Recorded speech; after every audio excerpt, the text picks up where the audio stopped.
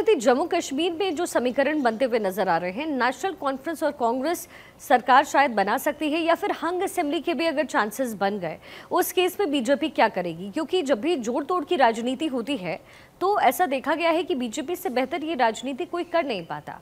तो क्या कांग्रेस और नेशनल कॉन्फ्रेंस वहाँ कामयाब हो पाएगी? और देखते हुए कि नेशनल कॉन्फ्रेंस वहाँ रीजनल पार्टी है, घाटी में कम से कम नेशनल कॉन्फ्रेंस को सपोर्ट बहुत ज़्यादा है। मैंने पिछले कई चुनाव कवर किए हैं, अगर नॉर्थ की बात करें या फिर साउथ की बात करें, हमेशा निर्दलीय जो प्रत्याशी होते हैं या फिर जो निर्दलीय जीत कर आते हैं वो सरकार में बहुत महत्वपूर्ण भूमिका निभाते हैं। पिछली बार जब अशोक गहलोत की सरकार थी राजस्थान में, तब भी निर्दलीय जो उम्मीदवार थे या निर्दलीय जो कैंडिडेट्स थे या फिर एमएलएस थे, उन्होंने 5 साल सरकार बचा के रखी। जब कांग्रेस के अंदर आपसी फूट हो गई तो निर्दलीय को कितना बड़ा इंपॉर्टेंस है। लेकिन निर्दलीय भी भले ही किसी भी विचारधारा के हों, वो सरकार की तरफ उनका इंक्लिनेशन इसलिए रहता है क्योंकि वो निर्दलीय जीत के तो आ गए, जनता जिता के तो ले आई, लेकिन उनके काम कौन करके देगा? अगर वो सरकार के साथ हैं तो जाहिर तौर पे सरकार उनके काम करेगी। तो ये फैक्टर बहुत महत्वपूर्ण होता है।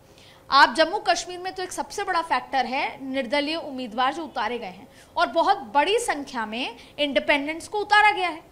अब ऐसे केस में, जैसा आप खुद कह चुकी है शिखा, कि भारतीय जनता पार्टी का हाथ बहुत साफ है इस मामले में, इसीलिए निर्दलीय उम्मीदवार जितने जीत कर आ रहे हैं या आएंगे, उसमें से 60% भारतीय जनता पार्टी के साथ जाएंगे। वजह यह है कि ये केंद्र शासित राज्य है और अगर वो अपने इलाके में विकास का कोई भी काम कराना चाहते हैं तो जाहिर तौर पे वो ये चाहेंगे कि सरकार ही मदद करेगी तभी होगा, और सरकार तो अभी केंद्र सरकार की है। तो जाहिर तौर पे यहाँ पर निर्दलीय फैक्टर, वैसे भारतीय जनता पार्टी जो है वो अपने आप में बहुत बेहतर करेगी, इसके अलावा निर्दलीय भी ये सोचेंगे कि जिसकी सरकार बनती नजर आ रही है उसके साथ जाएं। और क्योंकि जम्मू कश्मीर एक केंद्र शासित राज्य है तो जाहिर तौर पे आधे से ज्यादा जो फैक्टर है वो केंद्र सरकार ही फैसला लेगी, इसलिए हो सकता है कि वो बीजेपी के साथ चले जाए। अच्छा, हरियाणा में जो आंकड़े सामने आए हैं अदिति एग्जिट पोल के, उसमें हमने देखा कि कांग्रेस सरकार बना रही है, पूर्ण रूप से सरकार बनाती हुई कांग्रेस नजर आ रही है। तो क्या anti incumbency one of those factors है जिसकी वजह से बीजेपी को यहाँ नुकसान हुआ है? क्योंकि हमने देखा कि कांग्रेस में अंदर खाने जो है खींचतान खूब चली, जिसका शायद फौरी तौर पे थोड़ा सा फायदा बीजेपी को अभी अभी मिला होगा वोटिंग से पहले, लेकिन बावजूद इसके जो आंकड़े आ रहे हैं लगभग 55 एबव है जो कांग्रेस के लिए दिखाए गए, 55 to 65 के बिटवीन है। अगर ये आंकड़ा है तो इसकी वजह क्या हो सकती है? देखिए, सबसे पहले तो फिलहाल कांग्रेस जाहिर तौर पर ज़मीनी जो एग्जिट पोल ये कहता है कि कांग्रेस लीड कर रही है, लेकिन आप अगर पिछली बार का या पिछले 2005 से लेकर अब तक का पैटर्न देखेंगे तो वो काफ़ी सिमिलर रहा है।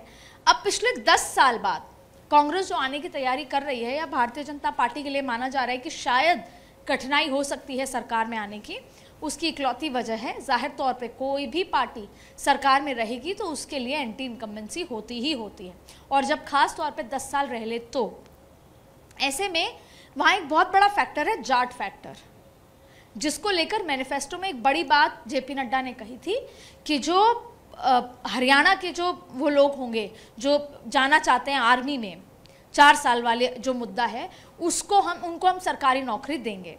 तो ये फैक्टर की कोशिश की गई थी कैसे न कैसे वो जाट वोट बैंक में इसको अपनी तरफ खींचने की कोशिश करें, क्योंकि वहाँ पे non Jat politics Bharatiya Janata party करती आई है। लेकिन फिलहाल जो जमीन पर एंटी इनकम्बेंसी को एनकैश कांग्रेस ने किया है। कांग्रेस अगर ये सोच रही है कि वहाँ की जनता कांग्रेस को जिताकर लाना चाहती है तो वह सच नहीं है। सच यही है कि भारतीय जनता पार्टी इससे कहीं ना कहीं एंटी इनकम्बेंसी और ऊब गई है, इससे जनता। और वैसे भी नॉर्थ का जो ये पूरा पैटर्न है, राजस्थान, मध्य प्रदेश, छत्तीसगढ़, ये 3 तो ऐसे हैं कि हर 5 साल में बदलना होता है।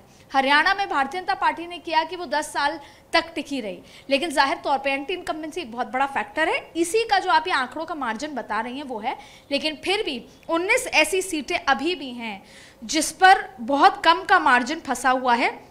और इसीलिए सबसे महत्वपूर्ण हो जाएगा नतीजों वाले दिन कि 19 कौन सी सीटें। अगर हम उसका जिक्र करें, जैसे एग्जिट पोल में आप बता रहे हैं कि जैसे दैनिक भास्कर का करें तो 44 से 54 तो इंडिया अलायंस है या फिर कांग्रेस है, या भाजपा एनडीए है 19 से 29।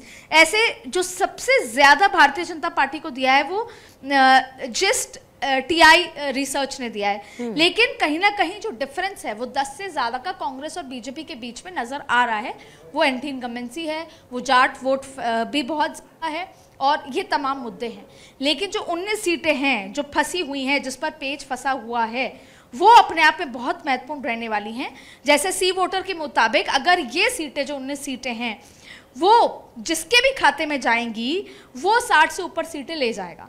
तो अब ये देखना होगा कि इस 19 सीटों में किस करवट ऊंट बैठता है, उसी की सरकार बन जाएगी। लेकिन जाहिर तौर पे इस पूरे सिनेरियो में निर्दलियों की इंपॉर्टेंस बहुत ज़्यादा हो जाती है। इसलिए आप देखिएगा शिक्का, जैसे ही नतीजे साफ होने लगेंगे 12 बजे तक कल सुबह दोपहर तक, तब तक निर्दलियों को फ़ोन जाना शुरू हो जाएंगे, चाहे भाजपा की तरफ से चाहे कांग्रेस की तरफ से। और फिर इसमें एक और महत्वपूर्ण चीज़ है, जेजेपी का जिक्र करें या जो 2 अलायंसेज हैं उनका भी वो देखना होगा कि वो कितना सरकार बनाने में महत्वपूर्ण भूमिका निभा सकते हैं। इसलिए सीधे तौर पर कांग्रेस अभी एज भले ही नजर आ रहा है, लेकिन प्लान बी तैयार दोनों ही पॉलिटिकल पार्टी ने कर लिया है।